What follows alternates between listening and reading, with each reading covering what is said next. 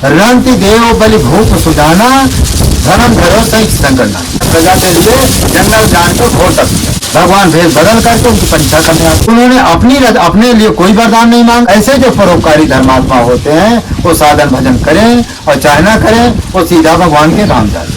अब रही झूठ बोलने वाला कभी आगे नहीं बढ़ता है। में बहुत वजन प्रतीत हो, दर्द होने लगा। आज से जो चीज जो तुम चाहो सब कुछ करने को तुमको अधिकार दे। फिर इसके बारे में आता हमारे गुरुदेव जी कहते थे, रंति देव आता, रंति देव बलि भूप सुजाना, धर्म धरो सहित संगणना। रंति देव जी की कथा ऐसी आती, प्रजा के लिए उन्होंने 12 बरस से जो पानी नहीं बरस रहा था।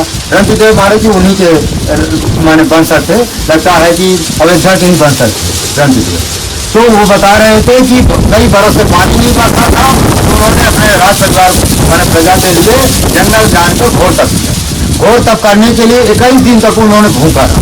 जब वो भोजन बनाते थे कंदमूल इत्यादि, भगवान भेद बदल करके उनकी परीक्षा करने आते, और जब परीक्षा करने आते उसका सब खा जाते। तो इसलिए क्या होते थे, उसे भूखा रह जाते थे। तो 21 दिन तक परीक्षा की। 21 दिन परीक्षा करने के बाद क्या होते हैं कि जब परीक्षा में पास जब हो जाते हैं तो भगवान विष्णु जी प्रकट होते हैं, और विष्णु भगवान जी जब प्रकट होते हैं तो बच्चा वरदान मांगता है। तो उन्होंने कहा हमको कोई वरदान नहीं चाहिए, हमारी प्रजा जो है भूखी है पानी के बिना, अब पानी बरसो। तो उन्होंने कहा प्रजा के लिए प्रजा पानी तो बरसेगा, कुछ अपने लिए मांग लो। तो आपके रंति देव जी ने कहा हमको कुछ नहीं, प्रजा का यदि कल्याण होगा तो हमारा कल्याण हो ही जाएगा। तो उन्होंने अपने लिए कोई वरदान नहीं मांगा, अपनी प्रजा के लिए उन्होंने जो है कितनी घोर तप किया। तो ऐसे जो परोपकारी होते हैं उनके सामने तो विष्णु भगवान प्रकट हुए। परोपकार के लिए उन्होंने जो तप किया उसके कारण देखो विष्णु भगवान प्रकट होते, उनको वरदान, अंत में उनकी गति भी उत्तम होते। ऐसे जो परोपकारी धर्मात्मा होते हैं वो साधन भजन करें और चाहे ना करें वो सीधा भगवान के धाम जाते। अब रही बात है मानव धर्म का उद्देश्य क्या है। मानव धर्म का उद्देश्य है कि मानव एक जाति, मानवता ही एक धर्म। सभी धर्म संप्रदायों के फकीरों का, संतों का, विचारों का समादर करना और समाज में फैली हुई कुरीतियां, आडंबरों का संभाषणों द्वारा माने निवारण करना और समाज में फैला हुआ अनाचार, दुराचार, भ्रष्टाचार को मिटाना, लुप्त प्राय सत्य न्याय धर्म की पुनर्स्थापना करना और गांव-गांव, मोहल्ला में मानव धर्म का कार्यक्रम कराना और 10-20 लोगों के संगठन के माध्यम से गांव में जो है एक गोष्ठी के रूप में जो है लोगों को न्याय दिलाना, लुप्त प्राय सत्य न्याय धर्म की पुनर्स्थापना करना, ये जो है मानव धर्म का उद्देश्य। परमहंस श्री गंगा रामदास जी की वाणी क्या है कि मनोर्भवा, मन कुछ भी बनने के पहले आप मानो बने। परोपकारी धर्मात्मा बिना साधन भजन के ईश्वर को प्राप्त कर लेता है। जो दूसरे को सुख पहुंचाते ईश्वर उसे ही सुख देते हैं। परमात्मा अंधा बहरा नहीं है। सत्य बोलने वाला हमेशा आगे बढ़ता रहता है, झूठ बोलने वाला कभी आगे नहीं बढ़ता है। और मानव धर्म के बारे में बताते हैं कि जो महाराज गुरुदेव भगवान कहते थे परमहंस श्री गंगा रामदास जी कि जो इस मानव धर्म का प्रचार प्रसार करेगा उसको इस लोक में जो है जस मिलेगा और परलोक में सदगति मिलेगी। अब प्रश्न ये आया कि मानव धर्म आया कैसे, ये कई लोग प्रश्न हमसे करते हैं। तो मानव धर्म क्या हुआ कि हमारे गुरुदेव जी एक बार समाधि में बैठे थे। कई बार हमारे गुरुदेव जी से कई दिन की समाधि भी लगाए। आज हमारे गुरुदेव जी का जो है वो गाजीपुर में बहुत बड़ी समाधि है उनकी।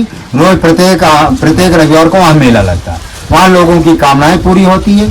आज वो स्मारक जो है कम से कम 15 करोड़ का स्मारक बना हुआ है। वो अपने जो गुरु जी परमहंस श्री राम मंगल दास जी का जो स्मारक बनवाए है वो 25 करोड़ का है। उसमें जितने देवी देवता प्रकट हुए थे सभी देवी देवताओं को उसमें वाणी लिखाई गई है और सब संगमरमर में लिखाई गई है। तो इस तरह से वो स्मारक की आज की कीमत में 25 करोड़ है। 1997 में उस समय वो मैंने बहुत सस्ता बना है, उस समय जो भी लगा हो।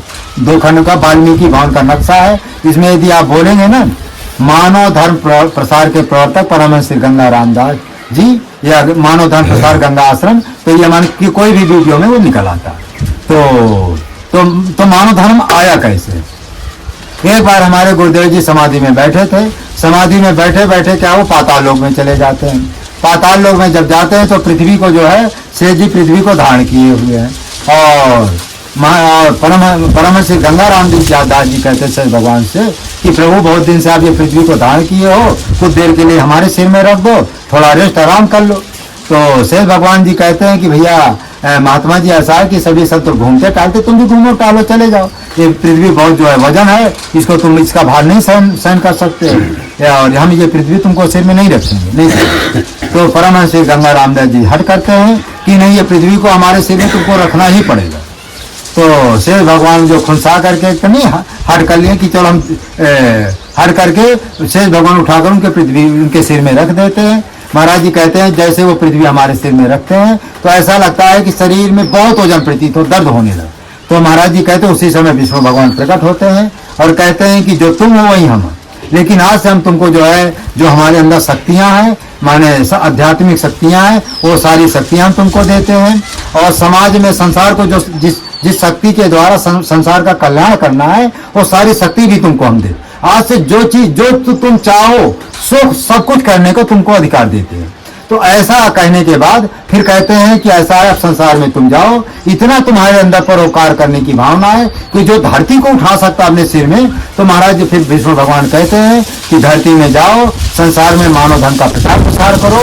अब यही एक मानव धर्म जो है आया है, यही पूरे संसार में व्याप्त होगा, और मुसलमान तुमको जो है पैगंबर मोहब्बत के नाम से जानेंगे, ईसा लोग तुमको ईसा का दूसरा रूप मानेंगे, और हिंदू लोग तुमको दशम अवतार के रूप में मानेंगे, और सभी लोग अपने पद के पदार्थ मानेंगे तुमको। ऐसा जो है विष्णु भगवान का आदेश होता है।